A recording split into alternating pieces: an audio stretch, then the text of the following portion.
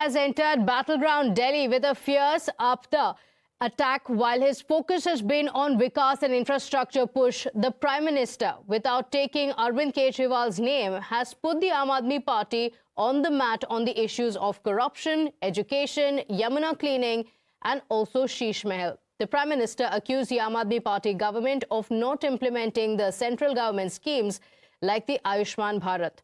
So in the midst of this intense political face-off between the BJP and the Aam Aadmi Party, the Prime Minister gave the slogan that Apda Jayegi, Bhajpa Aayegi. He also cornered the former Delhi Chief Minister and said that some lied and cheated the people of Delhi and built a Sheesh Mahal for themselves. Here's what the Prime Minister said.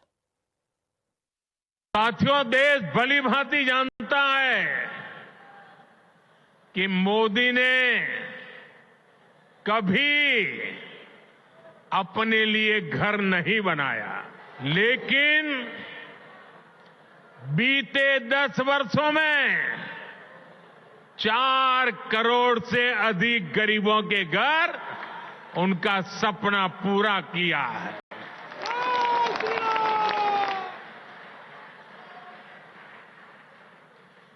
मैं भी कोई शीश महल बना सकता था,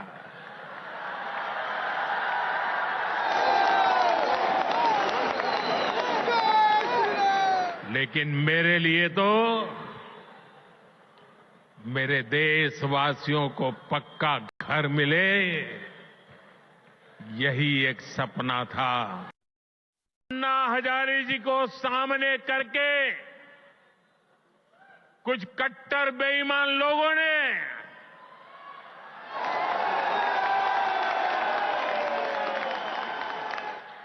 दिल्ली को आपदा में धकेल दिया। शराब के ठेकों में घोटाला, बच्चों के स्कूल में घोटाला, गरीबों के इलाज में घोटाला। ये लोग खुलेआम भ्रष्टाचार करते हैं, फिर उसका महिमा मंडन भी करते हैं। एक तो चोरी, ऊपर से सीना चोरी।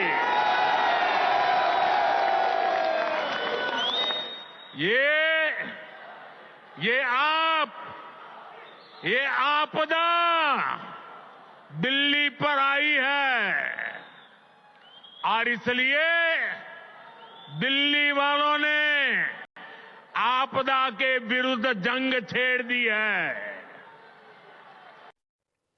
Well, before going all guns blazing with the AAP equals Apda attack, the Prime Minister began the day by inaugurating 1,675 newly constructed flats for the economically weaker section at the Swabhiman Apartments in Ashok Vihar. This comes under the slum rehabilitation project. In fact, these flats have been built by the Delhi Development Authority and aim to provide dignified living conditions for the families residing in Jhuggi Jhopri clusters.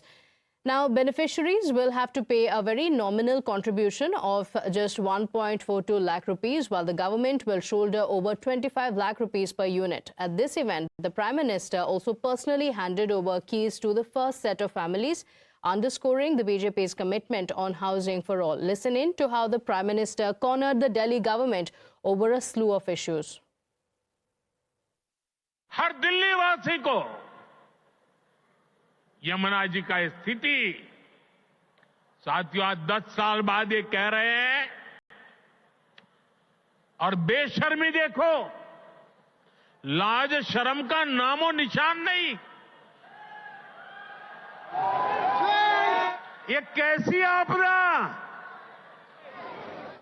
ये कह रहे हैं यमुना की सफाई से vote नहीं मिलते।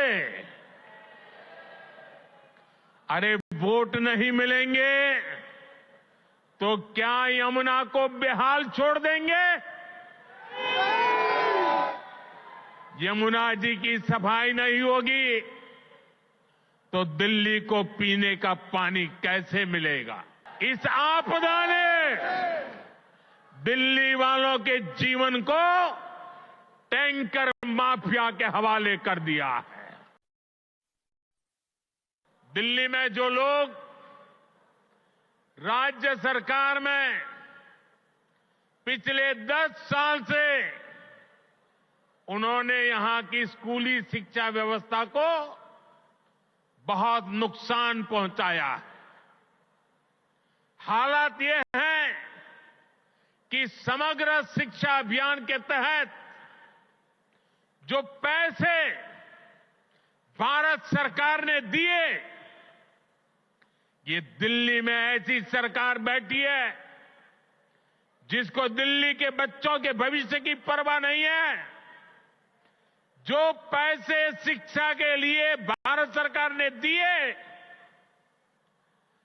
आधे पैसे भी पढ़ाई के लिए खर्च नहीं कर पाए लोग।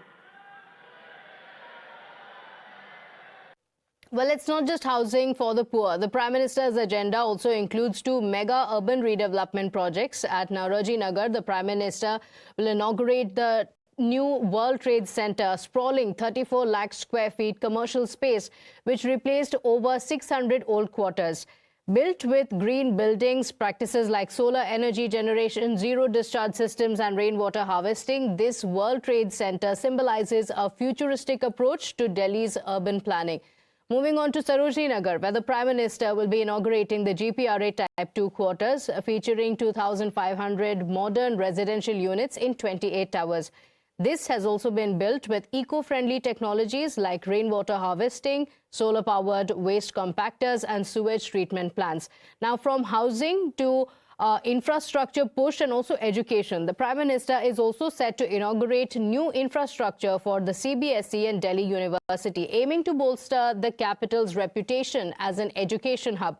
The CBSE Integrated Office Complex in Dwarka is a state-of-the-art facility built for around 300 crores. Even this is designed to high environmental standards. It houses offices, an advanced data center and an auditorium which showcases eco-friendly and efficient designs, elements adding to the Delhi University's infrastructure. In fact, the Prime Minister also laid the foundation stone for the new Eastern Campus, the Western Campus in Dwarka, as well as the Veer Savarkar College at Roshanpura in Najafgarh, as well as an investment of over 600 crore. These campuses also promise world-class facilities and will cater to thousands of students in Delhi. Delhi university की प्रतिष्ठा भी लगातार मजबूत हो रही है और ये मेरा सौभाग्य है, मुझे भी दिल्ली यूनिवर्सिटी का विद्यार्थी रहने का सौभाग्य मिला। हमारा प्रयास है कि दिल्ली के युवाओं को यहीं पर उच्च शिक्षा के ज्यादा से ज्यादा अवसर मिले। आज जिन नए परिसरों का शिलान्यास किया गया है, इससे हर वर्ष सैकड़ों नए साथियों को डीयू में पढ़ाई का अवसर मिलेगा। डीयू के पूर्वी कैंपस और पश्चिमी कैंपस का इंतजार लंबे समय से हो रहा था। अब ये इंतजार खत्म होने जा रहा है। सूरजमल विहार में पूर्वी कैंपस और द्वारका में पश्चिमी कैंपस पर अब तेजी से काम होगा। वहीं नजफगढ़ में वीर सावरकर जी के नाम पर नया कॉलेज भी बनने जा रहा है। So while you heard the Prime Minister's charge at the Aam Aadmi Party, the party has hit back at the Prime Minister, dismissing all his claims. Listen in to the Delhi Minister, Saurabh Bharadwaj.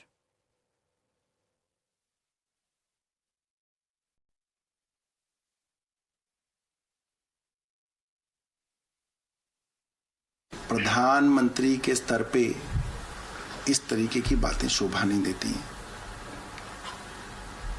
मैं ये कह सकता हूं कि पिछले 10 सालों में आधी दिल्ली केंद्र सरकार के पास है, डीडीएन के पास है, लॉ एंड ऑर्डर इनके पास है, आधी दिल्ली हमारे पास है। हमने शिक्षा पे काम किया, स्वास्थ्य पे काम किया, बिजली पे काम किया, पानी पे काम किया, अनऑथराइज कॉलोनियों के अंदर सीवर, पानी की लाइन, रोड डलवाई।